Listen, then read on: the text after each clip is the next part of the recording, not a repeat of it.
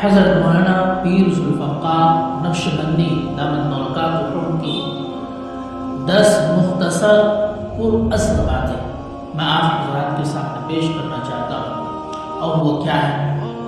ایک، اللہ کی یاد سے دل کو سکون ملتا ہے، نہ کہ دنیا کی چیزوں سے۔ 2، جو اللہ کو راضی کرنا چاہے دنیا اس سے خود راضی ہو جاتی ہے۔ 3، گناہ دل کو سیاہ کر دیتا ہے اور ذکر دل کو روشن۔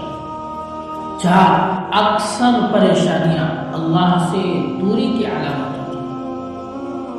5، نماز چھوڑنے والا اللہ سے اپنے تعلق کو توڑ دیتا ہے۔ 6، ہر نعمت میں اللہ کی طرف رجوع کر وہی اصل شکر ہے۔ 7، اللہ کے ولی وہی بنتے ہیں جو دل کی اصلاح کرتے ہیں۔